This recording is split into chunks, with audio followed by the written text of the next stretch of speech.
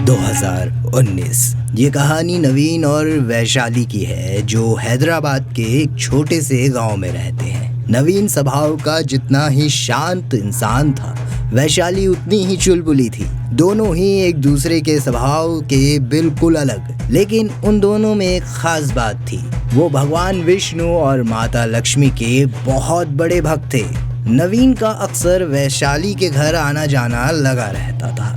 नवीन और वैशाली एक दूसरे से बहुत प्यार भी करते थे, लेकिन एक दूसरे से कभी अपने प्यार का इजहार कर ही नहीं पाए।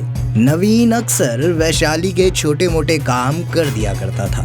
बदले में वैशाली भी मुस्कुराकर उसका शुक्रिया अदा भी कर देती थी। बहुत समय तक ऐसा ही चलता रहा, पर एक बार की बात जो हमेशा वो यादगार बन गई। एक दिन दोनों ही गांव के मंदिर में दर्शन करने के लिए जाते हैं। जैसे ही दोनों घर के लिए जाने लगे, तभी जोरदार से बारिश होने लगी। मजबूरन दोनों को ही मंदिर में रुकना पड़ा। मंदिर बहुत छोटा था और मंदिर में काफी भीड़ भी थी। बारिश की बूंदें छन छन कर उसके नीचे आ रही थी। ऐसे में बारिश से बचने के लिए दोनों एक दूसरे के बेहद करीब आने लगे। वैशाली को इतना करीब पाकर नवीन अपने जज्बातों पर काबू ना रख सका और आखिर वो दिन आ ही गया कि नवीन ने जब वैशाली से अपने प्यार का इजहार कर दिया। वैशाली भी मन ही मन उसको चाहती थी, इसलिए वो भी राजी हो गई और इसी तरह धीरे धीरे दोनों का प्यार परवान चढ़ने लगा। एक बार की बात है, वैशाली और नवीन समुद्र के किनारे मिलते हैं। दोनों एक दूसरे के साथ खूब मौज मस्ती भी करते हैं। तभी गांव का एक आदमी दोनों को प्रेम करते हुए देख लेता है और गांव में जाकर सबको बता देता है। जब ये बात नवीन और वैशाली के घर वालों को पता चलती है तो दोनों परिवार काफी गुस्से में आ जाते हैं।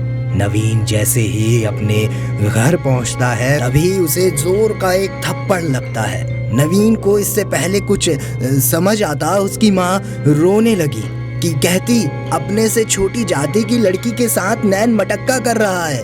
वहीं जब वैशाली अपने घर पहुंचती है तो उसकी माँ भी उसको जोरदार थप्पड़ मारती है और बोलती है कि पूरे गांव में मुंह काला करवा दिया। वैशाली के पिता उसको ले जाकर कमरे में बंद कर देते हैं और वैशाली की कहीं और शादी करने की बात करने लग जाते हैं। वहीं नवीन भी अपने घर में कमरे में बंद होता है। दोनों घर वालों की नजरों से छुप के एक दूसरे से फोन पे बात करने लग जाते हैं।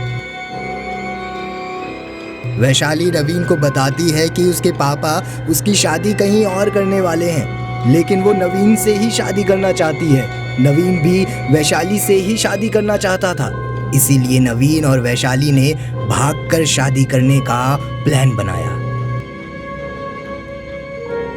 ठीक 2 दिन बाद नवीन और वैशाली एक दूसरे से मिलते हैं और पास के मंदिर में चले जाते हैं शादी के लिए। लेकिन कहीं से ये बात नवीन और वैशाली के घर वालों को पता चल ही जाती है।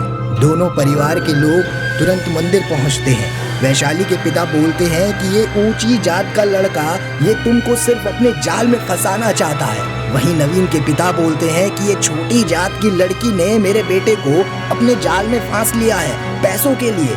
तब नवीन जोरों से चिल्लाता है कि भगवान विष्णु की कसम, अगर मैंने वैशाली से झूठा प्यार किया है तो मैं मर जाऊं। वहीं वैशाली भी बोलती है कि माता लक्ष्मी की कसम, मैं भी कहती हूँ अगर मैंने नवीन से झूठा प्यार किया है तो मैं भी मर जाऊंगी। नहीं तो गांव में तब तक बारिश हो जब तक कि आप दोनों घर वाले शादी को नहीं मान जाते। वहीं दोनों के घर वाले उन दोनों को पकड़कर अपने साथ ले जाते हैं। ठीक उसी रात अचानक से बहुत तेज बारिश शुरू हो जाती है और लगातार बारिश होती रहती है। जब बारिश 5 दिनों तक नहीं रुकती, तब गांव का प्रधान दोनों परिवारों को बुलाता है और उनको समझाता है कि प्रभु की इच्छा यही है कि इन दोनों की शादी हो जाए, इसलिए आप दोनों परिवार मान जाइए। प्रधान के समझाने के बाद दोनों परिवार शादी को मान जाते हैं और दोनों की भव्य शादी हो जाती है।